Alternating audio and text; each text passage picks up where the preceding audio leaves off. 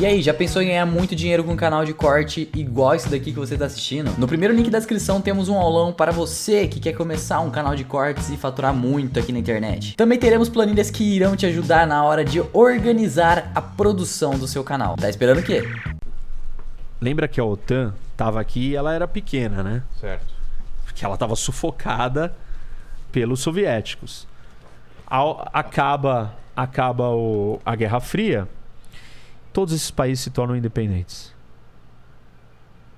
Eu lembro essa época, começou a surgir um monte de paísinho, Tchecoslováquia, Eslováquia, República Tcheca, Ucrânia, cara, começa a aparecer um monte disso. Todos. Isso... Aqui também, ó. Aí Cazaquistão, também, né? Uzbequistão, Turcomenistão, Tajiquistão. Quem que ajuda eles nessa... Os Estados Unidos, a OTAN, quem que ajuda? Não, todos eles decidem se declarar independente, Então, começam a se declarar. eles tinham riquezas naturais, coisas para se manterem... Eram países controlados por uma autoridade central, mas cada um tem a sua realidade. Entendi. A Ucrânia, por exemplo, sempre foi uma grande área agrícola de riqueza profunda. Um solo extremamente fértil. Então ela era um lugar que tinha riqueza. Seria fácil seguir sozinho. Isso. Tá. A minha pergunta é isso, se eles não eram tão dependentes da Rússia... Não, eles eram dependentes porque eles estavam fechados, dominados, mas assim, eles tinham que se reinventar. Entendi. Se recriar. Alguns deles conseguiram, outros até hoje não conseguiram. Tipo... Todos os países aqui, Kirguistão, Tajiquistão, são muito, muito pobres. Turcomenistão ainda tem muito mais petróleo, tal. Cazaquistão é muito grande, também tem petróleo. Azerbaijão tem petróleo, é isso que sobrevive. Agora a Geórgia tem problemas, é pobre.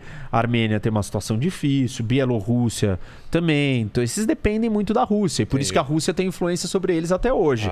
E vai continuar tendo. Desses daqui, muitos começaram a se juntar com a Europa. Com o quê? Com a União Europeia. E outros começaram a se juntar também com a OTAN. E isso começou a deixar a Rússia incomodada. Porque o que era antes um território dela, virou para o outro lado e virou para a aliança militar do outro lado. Então você supostamente está colocando tropas na minha fronteira. Tá cada vez chegando mais perto de mim. E como toda essa terra aqui é plana, lembra que eu falei? Lembro. Aí se você tiver tropas aqui na Ucrânia, está dentro da Rússia. É essa a preocupação. E aí a Rússia se sente muito incomodada e começa a querer revisitar esse assunto. E fala, não, peraí, não pode ter essa expansão da OTAN, não pode ter expansão da União Europeia, eu não quero isso. Mas quando que isso começa? No fim da Guerra Fria, no fim do colapso do Império Soviético, você já começa com as adesões e o crescimento da União Europeia. Então, de 91 em diante, ao longo dos anos, você vai tendo... Mas aí você tem uma Rússia fraca, quieta, não podendo fazer nada. Não. Quando que ela começa a ter força suficiente para começar a falar, peraí, agora... Olha, eu diria que o grande e o primeiro movimento é em 2008. Quando a Rússia invade a Geórgia. Entendi. E invade a Geórgia por quê?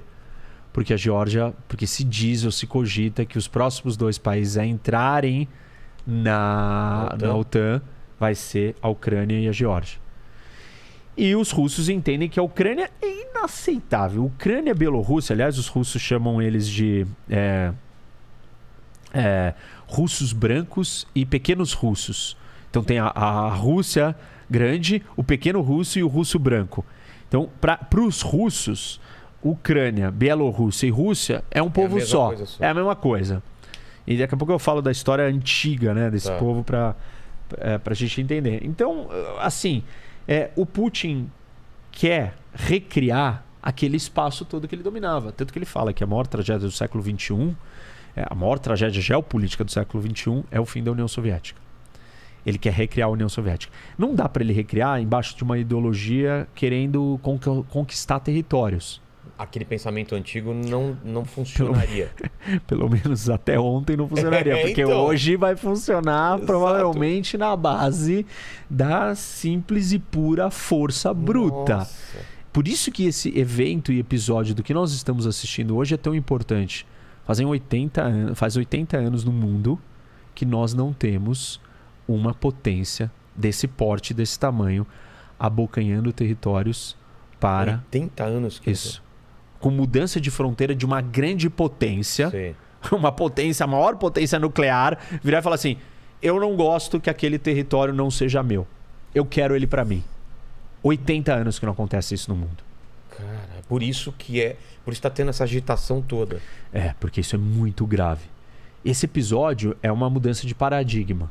É um novo capítulo no sistema internacional, nas relações internacionais. Daqui a 100 anos o pessoal vai estar estudando isso. Vai falar, naquele momento a gente teve uma quebra. Que nem o 11 de setembro foi uma quebra. Tipo, isso daqui é uma quebra. Se ele entrar em Kiev amanhã ou hoje à noite, isso é uma quebra.